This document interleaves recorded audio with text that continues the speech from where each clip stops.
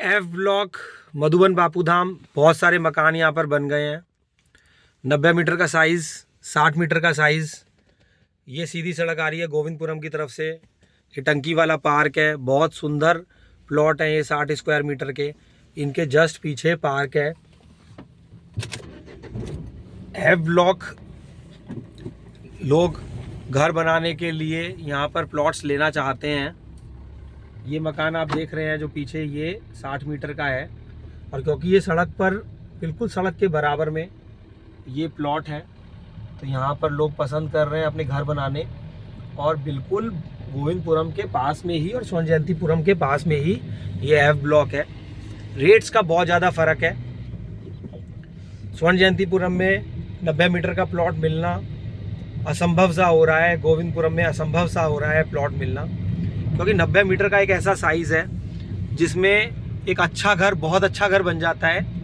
बड़े बड़े कमरे बन जाते हैं और वेंटिलेशन भी बन जाता है। वेंटिलेशन के लिए जगह मिल जाती है। तो अगर आप 60 स्क्वायर मीटर का प्लॉट किसी महंगा, आप किसी लोकेशन पे लेने जा रहे हैं और घर बनाने के लिए, तो उससे पहले आप 90 को प्रीफर करिए, चाहे वो किसी भी ब्लॉक में मिले। किसी भी ब्लॉक में 90 स्क्वायर मीटर का प्लॉट मिले तो वो लेना चाहिए अपने घर बनाने के लिए। उसके बाद में फिर 60 स्क्वायर मीटर का प्लॉट, ये देखिए यहाँ पर एक कम्युनिटी सेंटर भी बन रहा है स्वर्ण जयंतीपुरम के पास में। घर तो देखिए 40 मीटर में भी बन जाएगा, लेकिन 90 मीटर में बढ़िया घर बन जाता है, जितना आपको एक मिनिमम रिक्वायरमेंट है। ये सड़क चली गई है गोविंदपुरम बस अड्डे की तरफ, जहाँ पर हमें मिलेंगे गौड़ होम के फ्लैट्स। तो आज एक ऑप्शन है आपके पास, प्लॉट खरीद करके घर बनाने का। ज़रूरी नहीं है आप खुद ही घर बनाएं, आपके पास टाइम नहीं है तो आजकल विद मटेरियल बहुत सारे आर्किटेक्ट हैं, बिल्डर्स हैं जो घर बना देते हैं। एक बहुत अच्छी लोकेशन है ये सीधी सड़क जा रही है हापुड़ रोड की तरफ। अब इस वीडियो में हम देख रहे हैं गोविंदपुरम का एरिया। हमने बापूधाम का एफ ब्लॉक देखा जो कि गोविंदपुरम सी ब्लॉक के बिल्कुल पास में है, गॉड होम के फ्लैट्स के पास में है। तो अगर आपको एफ ब्लॉक आना है, समझना है, तो आप पहले किसी से ये भी पूछ सकते हैं ये गौर होम के फ्लैट्स कहाँ बने हुए हैं गोविंदपुरम में। ये फ्लैट है और इसके जस्ट पार करते ही पास में ही बस अड्डा है और फिर बापूधाम के एफ ब्लॉक के प्लॉट्स हैं। तो ये देख रहे हैं हम गोविंदपुरम का सी ब्लॉक। अच्छा ब्लॉक है ये सी, क्योंकि ये चौड़ी सड़क पर है। इधर ये आधी सड़क ही हम देख पा रहे हैं, आधी सड़क ग्रीन बेल्ट के उस तरफ है। यहाँ पर 200 स्क्वायर मीटर के प्लॉट, 240 गज के प्लॉट, 108 गज के प्लॉट। फिर ये सीधे हापुड़ रोड पर यहाँ पर मैक्सवेल हॉस्पिटल, पार्थिन होटल, ये चरण सिंह पार्क है। यहाँ पर एक सीपी ब्लॉक भी है। उस ब्लॉक का नाम ही गोविंदपुरम में सीपी है, तो वो गेटेड है। अच्छा ब्लॉक है सीपी। ये ब्लॉक है सीपी, यहाँ पर गेट लगा हुआ है। ये भी जीडीए का ही है।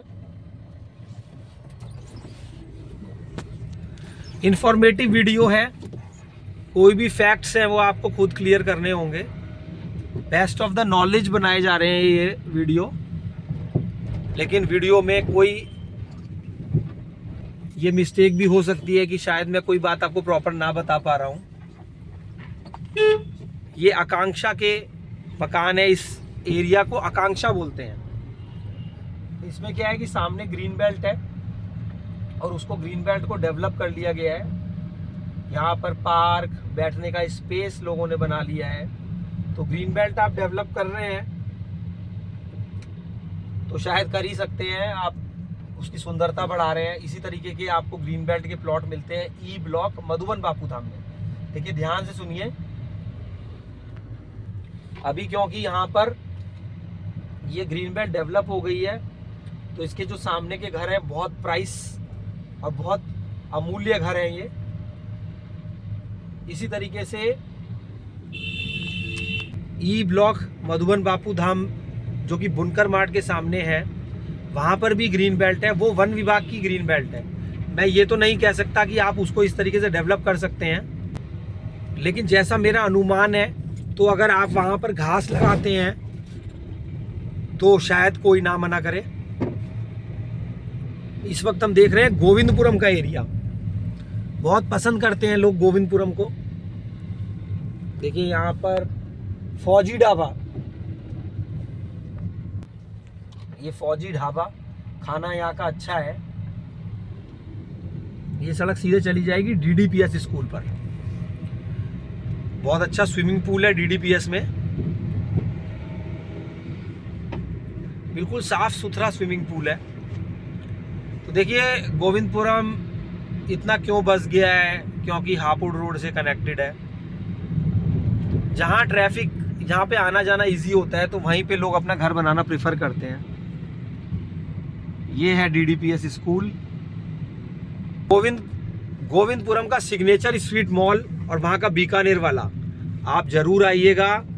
RDC का बीकानेर वाला भी इतना बड़ा नहीं है जितना सुंदर और जितना बढ़िया गोविंदपुरम का बीकानेर वाला है। तो सिग्नेचर स्ट्रीट मॉल शाम के वक्त आप एक बार आइए, तो वहाँ पर आपको काफ़ी अच्छा लगेगा। नीचे रिलायंस का स्टोर है जहाँ पे सभी तरीके का सामान मिल जाता है। ये सड़क अनाज मंडी के पास गोविंदपुरम सीधे हापुड़ रोड पर जा रही है, और इस हापुड़ रोड से कनेक्टेड चिरंजीव विहार और अवंतिका कॉलोनी भी है। कोशिश करेंगे किसी दिन वहाँ का भी वीडियो बनाएंगे। तो वो अंसल की कॉलोनी है, अवंतिका और चिरंजीव विहार। ये देखिए, ये है हापुड़ रोड।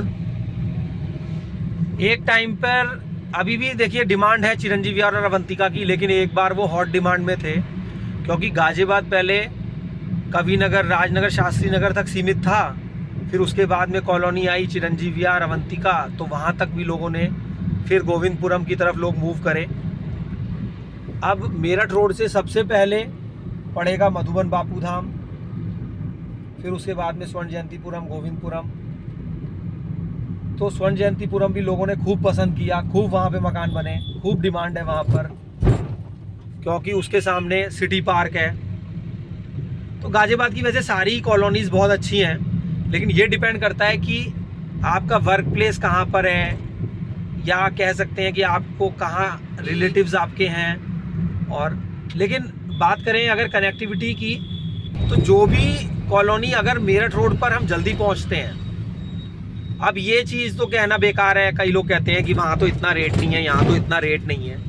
भाई आपको घर बनाने के लिए प्लॉट लेना है, तो जहाँ पर भी आपको लगे, आप सबसे पहले तो इसको प्रायोरिटी देनी चाहिए कि लोकेशन, कनेक्टिविटी अच्छी हो।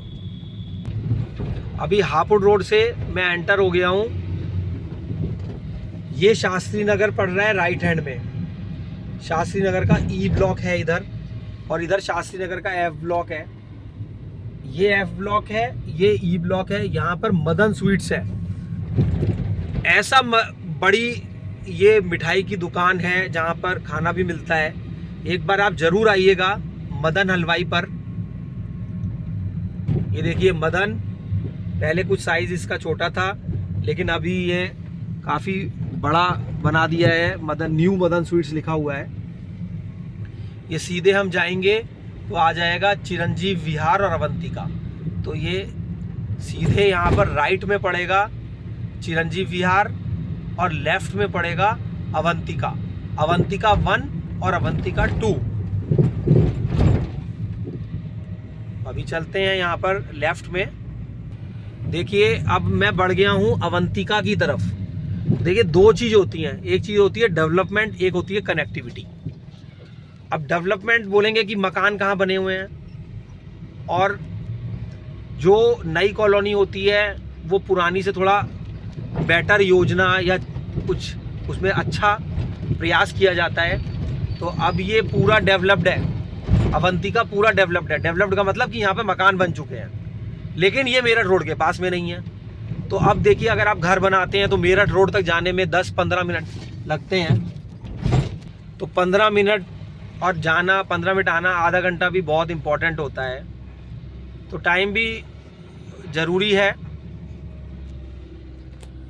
और अगर आपको लोकेशन की प्रेफरेंस है तो आप अवंतिका में ले सकते हैं जगह घर बनाने के लिए। और आधा घंटा कोई इतना भी ज़्यादा इम्पोर्टेंट नहीं है कि आप उसके लिए वजह से अनडेवलप्ड जगह लें। दोनों ही पॉइंट हैं। ये देख रहे हैं इस वक्त टाइप DC, तो यहाँ पे नंबरिंग भी करी हुई है। यहाँ पर कैंपस स्कूल है।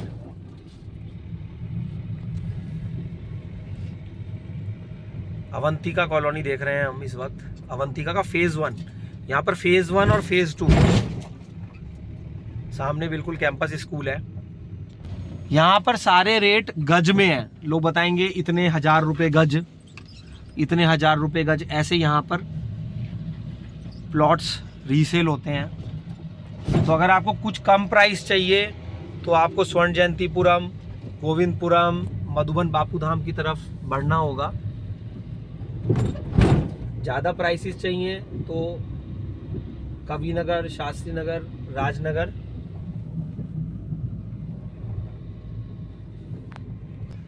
किसी भी कॉलोनी में अगर आप प्लॉट या कुछ भी खरीद रहे हैं तो आपको उसके लेआउट प्लान के बारे में मैप अगर आपको नहीं मिल पाता है तो सड़क आपको देखनी चाहिए कि क्या उसकी कनेक्टिविटी है, कहाँ पर कितनी बढ़िया दुकानें हैं या क्या फैसिलिटी है। अब ये बिल्कुल हापुड़ रोड से जुड़ी हुई है ये कॉलोनी।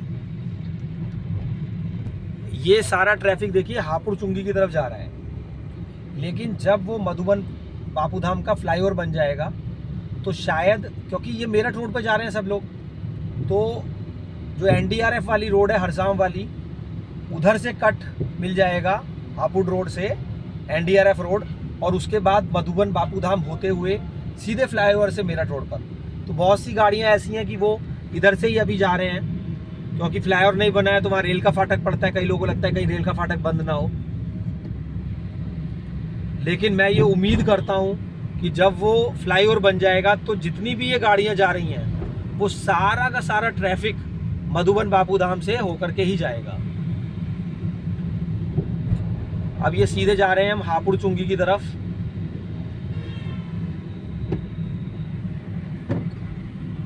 शास्त्री नगर कॉलोनी पड़ेगी लेफ्ट में।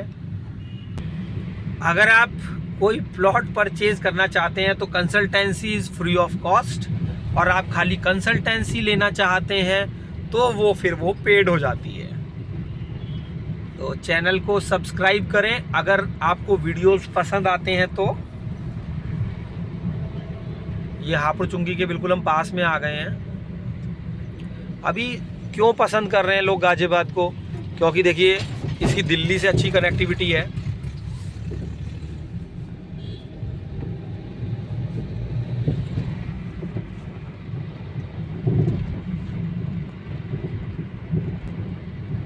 बिल्कुल इस चौराहे पे पड़ता है इंग्रहाम स्कूल।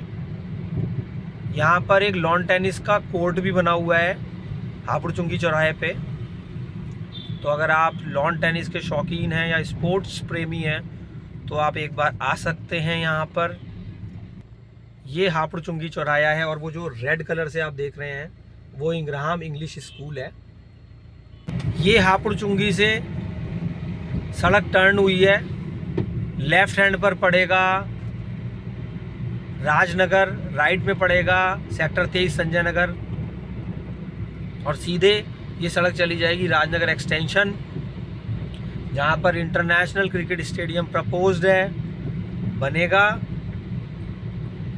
हाई राइज बिल्डिंग्स हैं राजनगर एक्सटेंशन में, फ्लैट्स मिल जाते हैं, बहुत सारे ऑप्शंस फ्लैट्स के हैं राजनगर एक्सटेंशन में। अगर आप कोई फ्लैट प्लॉट परचेज कर रहे हैं तो आप कंसल्टेंसी ले सकते हैं, समझ सकते हैं क्या एक बेटर ऑप्शन रहेगा आपके लिए। ये ALT सेंटर है और मेरे लेफ्ट में पड़ेगा रैना बैडमिंटन एकेडमी।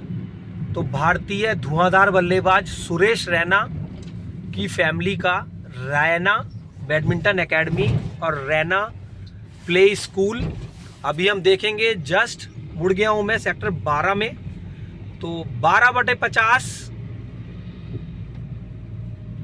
देखिए अब आ गए हैं हम रैना बैडमिंटन एकेडमी में।